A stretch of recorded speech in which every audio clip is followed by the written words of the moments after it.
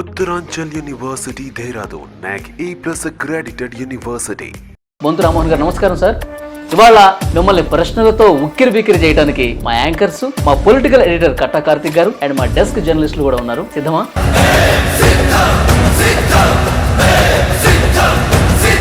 అహంకారం వల్ల కేసీఆర్ గారు ఓడిపోయారు. ఆయన చెప్పిందే వేదం ఉన్నట్టుగా సాగింది కాబట్టి ప్రజలు ఆయన పక్కన పెట్టారు అంటారు. ఇవాళ ఆ మానవ సంబంధాలు కొంత మెరుగ్గా ఉంటే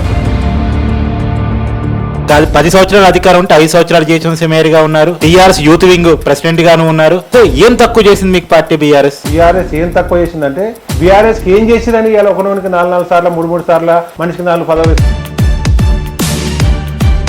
అసలు ఉద్యమానికి సంబంధం లేని వాళ్ళు మంత్రులయ్యారు కాబట్టి నిజంగా మీలాంటి ఉద్యమ నాయకులకి అవమానం జరిగిందని భావించి పార్టీని వదిలేరా? ఫస్ట్ స్థాయిలో ఎక్స్పీరియన్స్ సంపాదించడానికి వాళ్ళకు సెకండ్ స్థాయి థర్డ్ స్థాయి వాళ్ళకు కూడా. బీఆర్ఎస్ గవర్నమెంట్ కనుక ఫామ్ అయి ఉంటే మొన్నటి ఎలక్షన్స్ లో గెలిచి ఉంటే కూడా మీరు కాంగ్రెస్ పార్టీలో చేరేవారా? ఇప్పుడు అధికారం పోయినాక కూడా ఇప్పుడు ఉద్యమ నాయకులకు మంచి పేరులకు అట్లాంటి వాళ్ళకు అవకాశం ఇవ్వకుండా పార్టీలు మారే కల్చర్ దశాబ్ద కాలంగా మనం చూస్తున్నాం. ప్రతిపక్షాల నుంచి అధికార పార్టీ వైపు ఇంకెన్నాళ్ళు భరించారు ఈ దరిద్రాన్ని? కొన్ని మనసుకు నచ్చనప్పుడు, మనసుకు బాధ అనిపించినప్పుడు ఏ హామీతో మీరు కాంగ్రెస్ పార్టీలో జాయిన్ అయ్యారు సార్? రాబోయే కాలంలో జీహెచ్ఎంసీ కార్పొరేటర్లు సగానికి పైగా కాంగ్రెస్ పార్టీలోకి రాబోతున్నారు. బీఆర్ఎస్ పార్టీ నుంచి కాంగ్రెస్ పార్టీకి మొత్తం కార్పొరేటర్లు అందరు పోతున్నారు.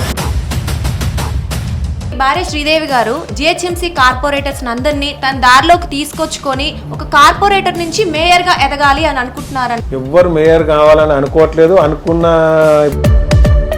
కాంగ్రెస్ ప్రధానంగా ఆరోపించేది బీజేపీ బీఆర్ఎస్ కలిసి రాజకీయాలు చేస్తున్నాయి అని చెప్పేసి. రేవంత్ రెడ్డి గారు రాజాసింగ్కి సెకండ్ లాగా ఇవ్వడం ఒక వీడియో వైరల్ అవుతుంది. ఉప్పల్ సీటుని మీకు ఇవ్వలేదు కాబట్టి బీఆర్ఎస్తో విభేదించారా? 14 ఏళ్ళ అవమానాలు భరించినప్పుడు ఇప్పుడైతే అధికారం పోయి 2 నెలలే అవుతుంది. ఎందుకు 2 నెలలు ఓపిక పట్టలేకపోయారు? అధికారాన్ని ఎవడు చూసిండు? అధికారం గురించి ఎవడు ఆలోచించుండు?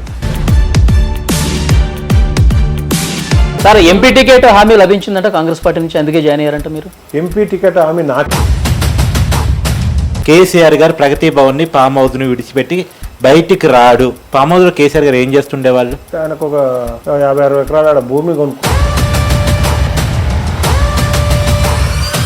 కేటీఆర్ కి హరీష్ రావుకి గొడవ ఉంది. ఆల్మోస్ట్ సమౌద్యోగ లీడర్లు కాబట్టి ఏదైనా ఉండాలన్న ఆస్పిరేషన్స్ ఉండొచ్చు. సార్ మీ అవకాశాల కోసం అని మీరు పార్టీలు మారుతున్నారు. ఇప్పుడు మరి మధ్యలో ప్రజలను పట్టించుకునేది ఎవరు సార్? ప్రజలు పిచ్చోళ్ళ? మీరు మేయర్గా ఉన్నప్పుడు అధికార పార్టీ అండ చూసుకున్నాం, 100 కోట్ల రూపాయలు సంపాదించారు.